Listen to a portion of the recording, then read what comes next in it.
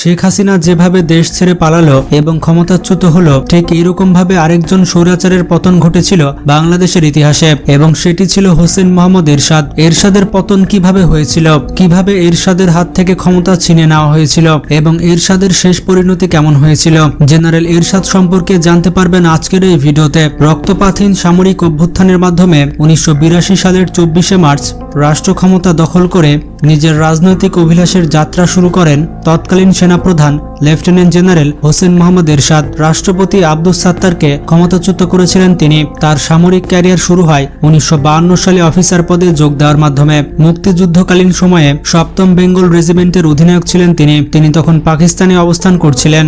বাংলাদেশে ফিরেছিলেন 1973 সালে। ফিরে পদোন্নতি পেয়ে হয়েছিলেন কর্নেল। তার 2 বছর পর হয়ে যান ব্রিগেডিয়ার। এরপর থেকে তার প্রমোশন আস্তে আস্তে বাড়তেই থাকে। হোসেন মোহাম্মদ এরশাদ সম্পর্কে আমরা অনেকেই জানি না, চলুন তার সম্পর্কে ডিটেলসে জেনে আসি। 1981 সালের 30শে মে চট্টগ্রামে এক সামরিক অভ্যুত্থানে তৎকালীন রাষ্ট্রপতি জিয়াউর রহমান নিহত হন। সেই সময় জেনারেল এরশাদ সেনাপ্রধান ছিলেন। জিয়াউর রহমান নিহত হওয়ার পর বিচারপতি আব্দুস সাত্তার রাষ্ট্রপতির দায়িত্ব নেন এবং তার নেতৃত্বেই বিএনপি সরকার গঠিত হয়েছিল।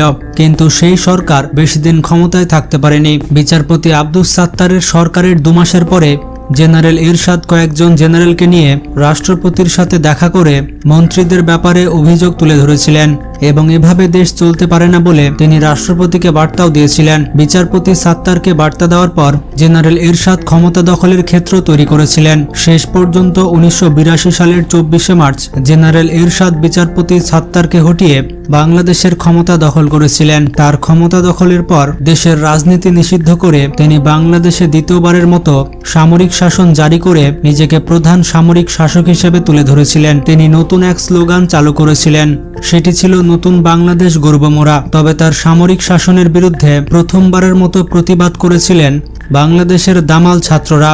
এই দামাল ছাত্ররাই বাংলাদেশকে বারবার মুক্ত করেছে, যেমনটা সম্প্রতি শেখ হাসিনার হাত থেকে বাঁচিয়েছে। 1982 সালের 11ই সেপ্টেম্বর শিক্ষা দিবসকে কেন্দ্র করে মজিদ খানের প্রস্তাবিত শিক্ষানীতি বাতিল নিয়ে ছাত্র সংগঠনগুলো সক্রিয় হওয়ার চেষ্টা করেছিল।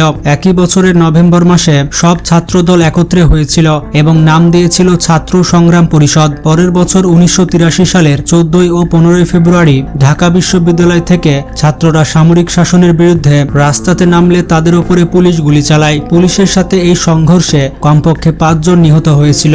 জেনারেল এরশাদের শাসনামলে সেই প্রথম রক্ত ঝরেছিল ঢাকার রাজপথে। এরপর ছাত্রদের আন্দোলন আরো দৃঢ় হতে থাকে, তারা সবাই একত্রিত হতে থাকে।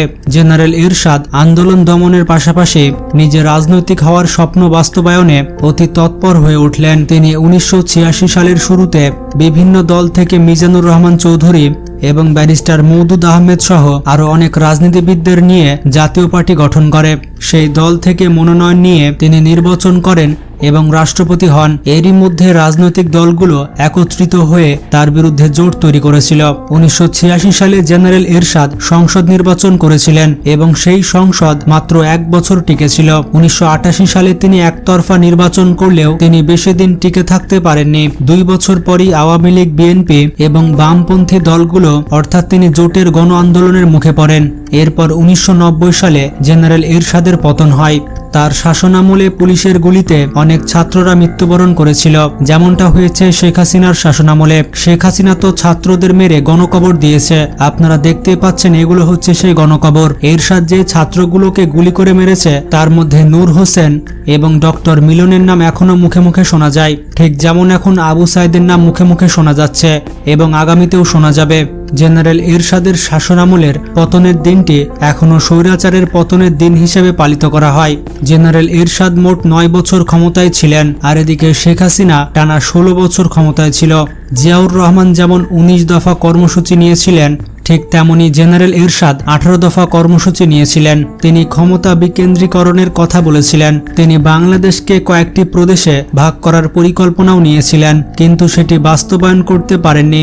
হাইকোর্ট বা উচ্চ আদালতকে রাজধানী ঢাকা বাদে অন্যান্য বিভাগীয় শহরেও নিয়ে যেতে চেয়েছিলেন। তবে এই নিয়ে অনেক বিরোধিতা করা হয়, যার কারণে সেটি করতে পারেনি। তার সময়ে প্রথম জেলা এবং উপজেলা পরিষদ গঠিত হয়েছিল। তার ক্ষমতার শেষ দিকে উপজেলা নির্বাচনও হয়েছিল। তার এই পদক্ষেপগুলোকে বিশ্লেষকরা অনেকেই ইতিবাচক হিসেবে বর্ণনা করেছেন। তার সময়ে 1988 সালে ইসলামকে রাষ্ট্রধর্ম হিসেবে সংসদে বিল পাশ করা হয়। তিনি সংসদে 8ম সংশোধনী বিল পাশ করেছিলেন, কিন্তু সেই সময় আওয়ামী লীগ এবং বিএনপি প্রধান দুই দলই এর বিরোধিতা করেছিল। কিন্তু পরবর্তীতে কোনো দলই এর পরিবর্তন করেনি। জেনারেল এরশাদের শাসনের পতনের পর তাকে জেলে বন্দী করা হয়েছিল। তার বিরুদ্ধে দুর্নীতি এবং হত্যাসহ বিভিন্ন মামলা করা হয়েছিল। গণ আন্দোলনের কারণে এরশাদের 9 বছরের শাসনের পতন হলেও তিনি রাজনীতিতে পুনর্বাসন হয়েছেন। তিনি সামরিক শাসন জারি করে ক্ষমতা দখলের পর জাতীয় পার্টি নামের দল গঠন করেন। তবে তিনি ক্ষমতায় থাকাকালে অন্য সকল দলের বিরোধিতা তার জন্য চ্যালেঞ্জ ছিল। দেশকে বিভিন্ন প্রদেশে ভাগ করার সিদ্ধান্ত সহ অনেক সিদ্ধান্তই তিনি গ্রহণ করেছিলেন, কিন্তু বাস্তবায়ন করতে পারেননি। শেষ পর্যন্ত তার সরকারের পতনের পর তিনি জেলে গিয়েও ভোটে অংশগ্রহণ করেছিলেন। সেই নির্বাচনে জাতীয় পার্টি 35টি আসন পেয়েছিল। আন্দোলনের মুখে যখন জেনারেল এরশাদকে তার ক্ষমতা ছাড়তে হয়েছিল, তখন তাকে বিদেশে চলে যাওয়ার পরামর্শ দেওয়া হয়েছিল, কিন্তু তিনি সেই প্রস্তাবে রাজি হননি। আর এরকম প্রস্তাবে রাজি হয়ে গিয়েছে শেখ হাসিনা, কারণ তার বিদেশে পালানো ছাড়া উপায় নেই। বাংলাদেশে থাকলে শেখ হাসিনাকে খুঁজে পাওয়া যেত না, বাংলাদেশের জনগণ তাকে ছিঁড়ে খেত।